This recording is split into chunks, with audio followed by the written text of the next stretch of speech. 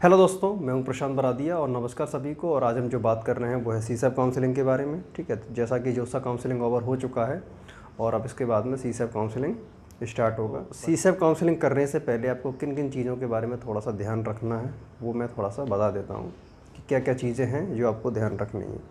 सबसे पहली चीज़ ये है कि आपको प्रेफरेंसेस ऑर्डर के बारे में थोड़ा सा केयरफुल रहना है कि आपको प्रेफरेंसेस वगैरह किस तरीके से सेट करनी है।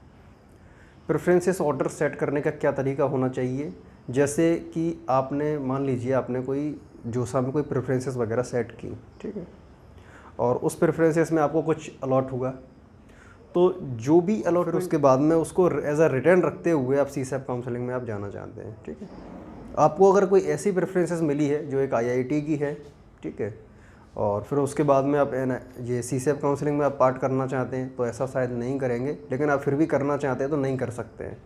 ठीक है, क्योंकि आईआईटीज़ पार्ट नहीं करते स्पेशल राउंड काउंसलिंग में। ठीक है, तो ये तो पहली चीज़ है। और दूसरी चीज़ ये है कि मान लीजिए आपको एक एनआईटी सिस्टम की आपको प्रेफरेंसेस मिली है और उस प्रेफरेंसेस को एज अ सेफ रखते हुए आप सीसैप काउंसलिंग में पार्ट करना चाहते हैं। ठीक है, कर सकते हैं, लेकिन उसका एक तरीका क्या है कि आपको जो भी प्रेफरेंसेस मिली हैं उसके ऊपर जितनी प्रेफरेंसेस हैं उनको लेके आप सीसैप काउंसलिंग में जाइए।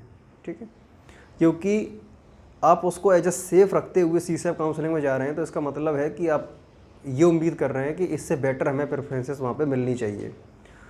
तो उसका यही तरीका है, जो सही तरीका है कि आपको वही प्रेफरेंसेस लेके जानी चाहिए वहाँ पे सीसैप काउंसलिंग में जो प्रेफरेंसेस उससे ऊपर प्रेफरेंसेस में आपने जोसा में रखी थी।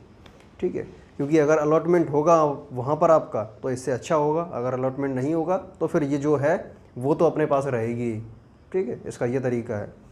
और तीसरी चीज़ ये है कि अगर आपके पास में कोई प्रेफरेंसेस वगैरह, यानी कि आपने जोसा काउंसलिंग नहीं की है तो आपने कोई प्रेफरेंसेस वगैरह भी सेट नहीं की होंगी, और या फिर आप एक ऐसे स्टूडेंट्स हो सकते हैं, सबसे पहले मैं उनके बारे में बता देता हूँ थर्ड पॉइंट, कि जिन्होंने जोसा काउंसलिंग की है लेकिन कोई अलॉटमेंट नहीं हुआ उन्हें। ठीक है, तो वो प्रेफरेंसेस जो सेम प्रेफरेंसेस हैं वो प्रेफरेंसेस लेके आप जा सकते हो। ठीक है, कोई भी चेंजेस नहीं करने उसमें। ठीक है, लेकिन ये तरीका थोड़ा सोचना एक तरीके से रहता है कि ये तो सीट वैकेंट ही नहीं है वहाँ पर, और फिर भी हम इस प्रेफरेंसेस को लेके क्यों जा रहे हैं, तो उससे कोई फ़र्क नहीं पड़ेगा। ठीक है, क्योंकि वैकेंट अगर होगी सीट तो मिल जाएगी हमें, और वैकेंट नहीं होगी तो नहीं मिलेगी। ठीक है, लेकिन जो ऑर्डर है वोटर ऑर्डर तो वही रहेगा, एक हमारा जो प्रायोरिटी ऑर्डर जो हम बनाते हैं, क्योंकि एक डिक्रीजिंग ऑर्डर में प्रायोरिटी रहती है उसमें, तो उसमें कोई फ़र्क नहीं पड़ेगा। और जो ऑर्डर आपने जोसा में रखा है वही ऑर्डर सीसैप में आप लेके जाएं। ठीक है, कोई अगर अलॉटमेंट नहीं हुआ है तो ठीक है, तो उसमें कोई दिक्कत नहीं आएगी। अगर अगर वहाँ पे वैकेंट सीट होगी और आप उस कैटेगरी में हो कि आपको वो अलॉटमेंट हो तो वो अलॉटमेंट होगा। ठीक है, और ऐसे स्टूडेंट्स जिन्होंने जोसा काउंसलिंग नहीं की है और या फिर किसी भी रीज़न से आप जोसा काउंसलिंग से बाहर हो गए, ठीक है, और फिर आप जोसा सीसैप काउंसलिंग में पार्ट करना चाहते हैं तो वो भी कर सकते हैं, तो उन्हें भी एज अ उसी तरीके से ऑर्डर पूरा सेट करना होगा जिस तरीके से हम जोसा में करते हैं फर्स्ट ऑफ ऑल। ठीक है, पूरा ऑर्डर प्रेफरेंसेस को हमें इस तरीके से सेट करना होगा। ठीक है, तो ये प्रेफरेंसेस ऑर्डर का एक तरीका है कि इस तरीके से हमें प्रेफरेंसेस ऑर्डर को सेट करना है। और इससे रिलेटेड और भी आपको कोई डाउट होगा तो फिर आप कमेंट भी करेंगे। ठीक है, कमेंट कर सकते हैं। और जो इसमें जो दूसरी चीज़ मैं ये बताना चाह रहा था कि जो इसमें जो सिलेक्शंस जो होते हैं,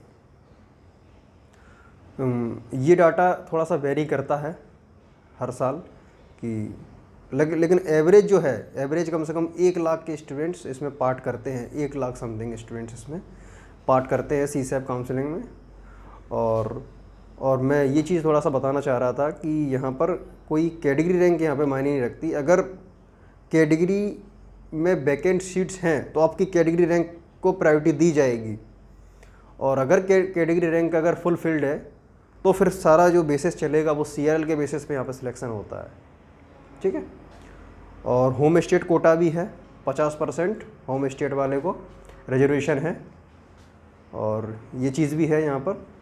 और इससे रिलेटेड अगर कोई भी आपको सीसैप से रिलेटेड कोई भी डाउट आ रहा है तो आप कमेंट भी कर सकते हैं। और एक चीज़ और बता देता हूँ मैं कि सारा प्रोसीजर जो है वो जोसा में जैसा प्रोसीजर था वो सेम प्रोसीजर सीसैप काउंसलिंग में होगा। अगर आप प्रेफरेंसेस वगैरह सेट करते हैं और वहाँ पे लॉक नहीं कर पाते हैं तो कोई दिक्कत नहीं है, वो ऑटोमेटिक लॉक का सिस्टम है। ठीक है, और ऐसे स्टूडेंट्सों को मैं बताना चाहूँगा कि जो प्रेफरेंसेस वगैरह सेट नहीं कर पा रहे हैं, ठीक है, तो हमारी तरफ से बैकबोन जेई प्रेफरेंसेस वगैरह बना के दे रहे हैं आपकी रैंक के अकॉर्डिंग, कि आपकी रैंक क्या है, इंटरेस्ट क्या है, उसके अकॉर्डिंग पूरा प्रेफरेंसेस ऑर्डर आपका हम एक पीडीएफ बना के आपको देते हैं, ठीक है। तो ये भी आप अगर करना चाहें तो मतलब आप मुझसे कांटेक्ट वगैरह कर सकते हैं, ठीक है, और मैं आपके रैंक के हिसाब से प्रेफरेंसेस ऑर्डर वगैरह सेट कर दूँगा। तो ये भी एक तरीका है कि आप अगर कुछ भी आपको अगर समझ में नहीं आ रहा है तो आप इस तरीके से हेल्प ले सकते हैं और हम आपकी हेल्प करेंगे, ठीक है। तो और भी अगर इससे रिलेटेड कुछ भी डाउट है तो आप कमेंट कर सकते हैं, ठीक है। धन्यवाद।